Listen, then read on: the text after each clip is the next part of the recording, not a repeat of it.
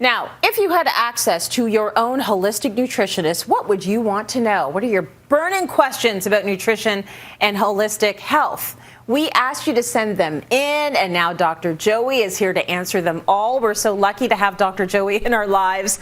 So our first question is from Andrea. So my question is, there's so much talk about intermittent fasting lately, and I wonder, is it for everyone? And what are some simple steps to get started? Thank you.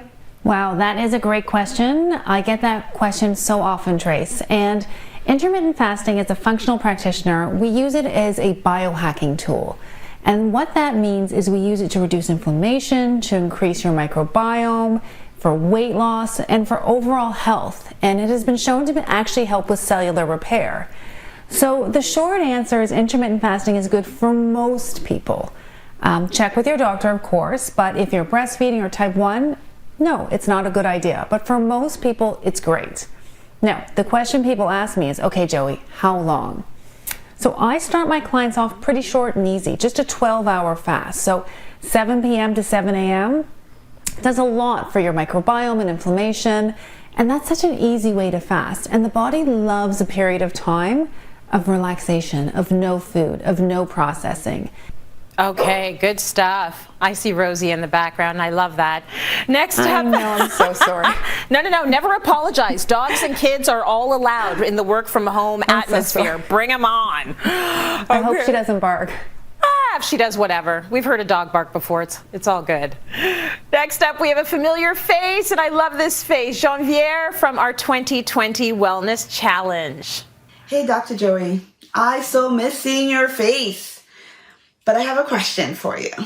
My stress level is really high, and I find that my sugar craving is creeping back up again.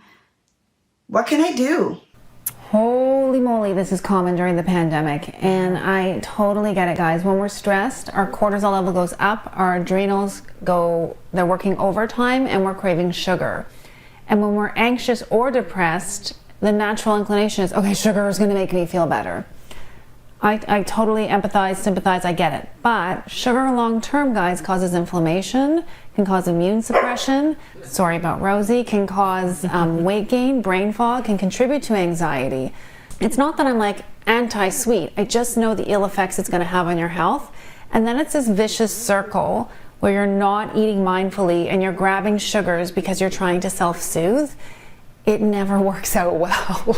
So there are natural alternatives. I'm going to repost an article on Cityline that I've posted on natural alternatives to sweet foods that I think will be really helpful for people, especially during this crazy, crazy time.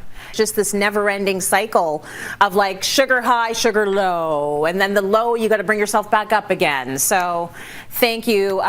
Really good answers, and what we're looking for really is nutrient-dense solutions. So thank you for that.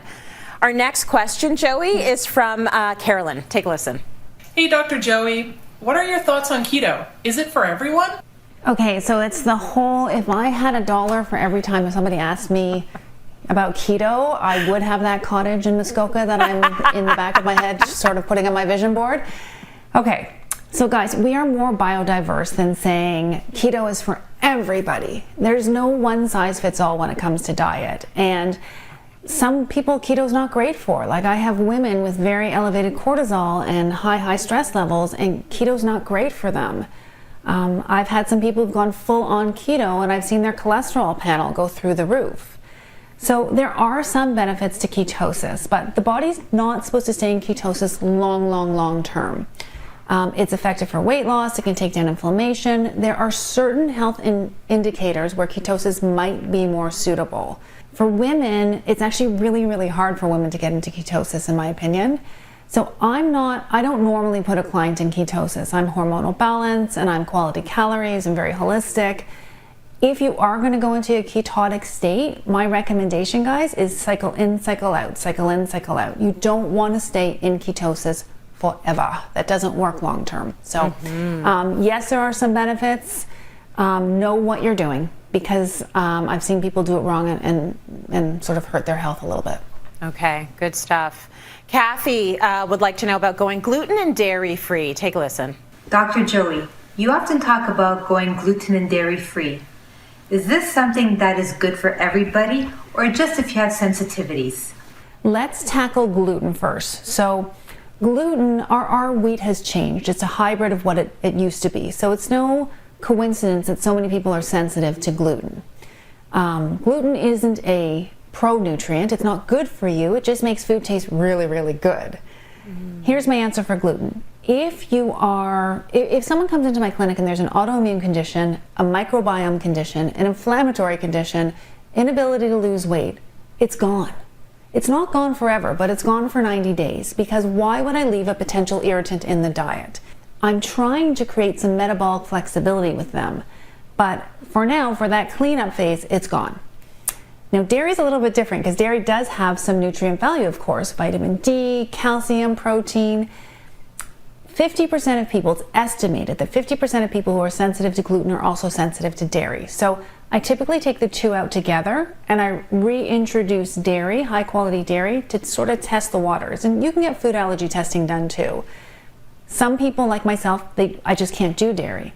But you might be able to do sheep's milk or goat's milk, or there's amazing alternatives made out of oat or almond or cashew or coconut. So these days, gluten-free, dairy-free is so much easier than ever. We appreciate your input. Thank you, Dr. Joey.